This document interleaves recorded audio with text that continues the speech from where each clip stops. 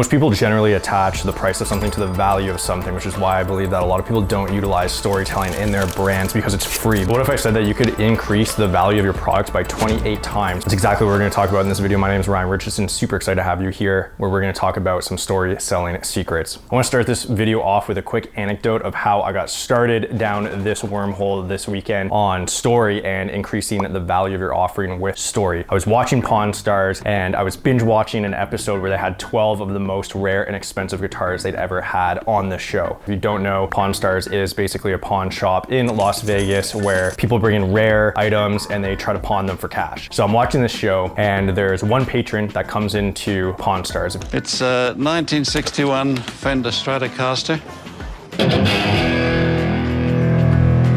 And the guys behind the counter at the pawn shop ask how much he wants for his guitar. So he says, baseline right out the gate, he's like, I think this guitar is worth $35,000, but I have a story to attach to this that I think is gonna increase the value of this guitar a lot more.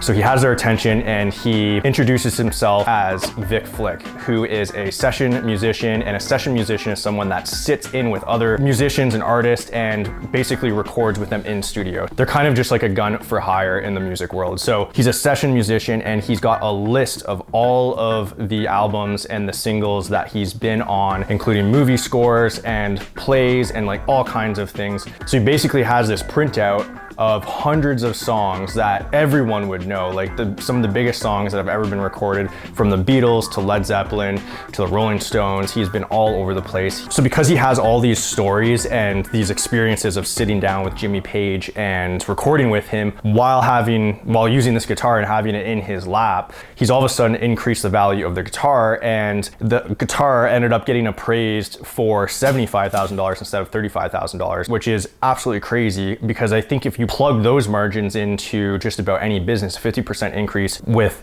literally adding nothing except for just story, which is totally free and anyone can come up with, then you're able to increase the value of that product by 50%. So I was thinking about this all weekend and I kind of went down the rabbit hole looking for other examples that are actually concrete and I think usable. So there's a study that was done by Rob Walker, I think it was like 2009, and he wanted to see if he could just buy up a bunch of useless items on eBay for like less than $1 a piece. And then he wanted to get a bunch of authors to attach a story to the product description of these literally meaningless items and then resell them on eBay. And he wanted to see how much he could spend versus how much he could sell them for, and if that increase was anything notable. He reposted them with the stories that these professional storytellers and authors created, and he had an increase of 28x. He literally increased the value of the items sold by an average of 28 times by simply just including a product description where there was a story attached to it. Think about how crazy that is, because you could make a story and you can add it to a product description for free, like right now, and you would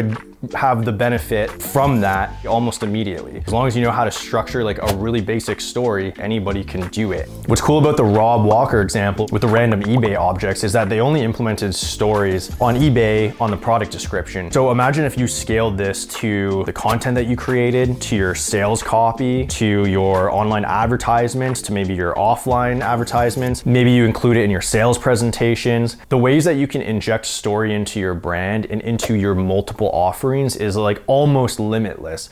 So if you could 28x a product's value just by injecting a story into literally just the product description, imagine what you could do to your entire brand if you implemented story at every single level of it. So those are two examples of how you can plug in story into your product or offering. And I think a lot of people will have a little bit of reservation thinking, okay, well, maybe it doesn't apply to me or my industry or the product that I'm selling. So I want to use another example just to kind of hopefully nail it home, in that you could do this across any industry with any offering, whether it's physical or digital, whether it's a service, whether it's product. So say you're a salesman at Mercedes and someone comes in and they say, hey, I'm looking for a vehicle. I'm looking for something with 4x4, and they start asking some questions. You say, well, how come 4x4 is important to you? And well, you know, it's really important to me because I really want to have some family adventures and outings in the mountains. You know, we live close to the foothills and I want to get outside and kind of just do a bunch of exploration in the summer and the winter months months and really get out as much as I can into nature. So you say, okay, well,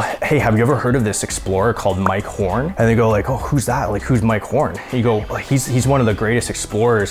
They literally call him the best or the greatest modern day explorer of our time. And he's on an expedition right now where he's actually traveling through the North Pole and through the South Pole, circumnavigating the entire planet over the course of 3 years. And the vehicle of choice that he's using to do that is actually a G-Wagon, which we have over here. And then all of a sudden you introduce the features and the benefits as it pertains to the adventure and the exploration that this customer is hoping to accomplish. And you've got the perfect vehicle for it because you have proof of concept with the story that you've already introduced of the explorer, Mike Horn. And then you're also pulling on other influence levers because you're also giving it credibility through authority with a celebrity figure. And you're doing this all in a really natural, organic way that doesn't feel salesy at all. Check this out though. First of all, you're throwing too many big words at me. Okay, now, because I don't understand them, I'm gonna take them as disrespect.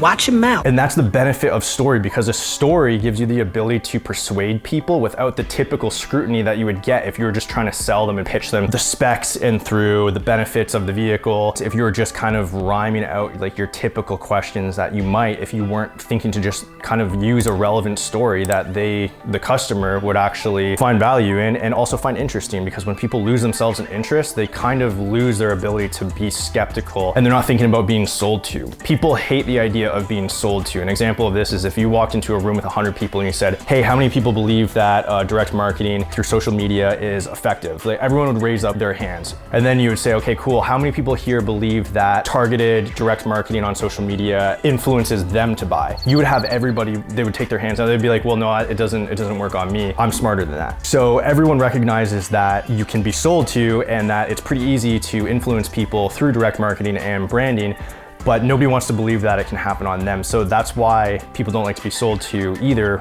in a direct capacity, and it's easier to just walk around it with story because they're not thinking that they're being sold to. You're just planting the seed and then they're able to come up with the idea or the decision on their own. So I hope you can extrapolate those 3 examples and try to imagine how you would plug that into your own brand and your own offering. If you're thinking, well, I'm not that talented at telling stories, I just don't know how I would even begin. Well, the good news is we have tons of videos on how to structure a story, especially for selling. So if you want to know more about how to structure a story for selling, then definitely check out my other videos over here. But as a really quick synopsis, you only really need 3 elements to tell a good story, and that's simply the beginning, the middle, and the end. If you use those 3 things and you use them to great effect in 500 characters or less in any product description, then you will definitely benefit from the use of implementing story to increase the value of your products or your offerings, no matter what they are. So just because storytelling doesn't cost anything and you can implement this into your business today with no upfront investment doesn't mean that it's not extremely valuable. And I hope that I conveyed that through this video. Please consider sitting down with your offers, with your products or your services and your brand in general, and think about the stories that you possess that you're able to attach to these products and to these offerings that would increase the value so that you could increase massive profit margins as a direct result. If you found value in this video, please give me a thumbs up and subscribe to the channel. Really appreciate it. My name is Ryan Richardson and we'll see you on the next video. Bye-bye.